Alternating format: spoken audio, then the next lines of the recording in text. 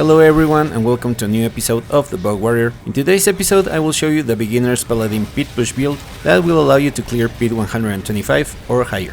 As you know, there are a lot of guides out there, including Maxroll, Rov, Mekuna and more. So how do you know which one is the right one, or better said, the one that works for a casual player? Well, I tested all of them and the winner is Roxy's build. So full credit to Roxy for this awesome build, and please allow me to explain to you in simple words how it works.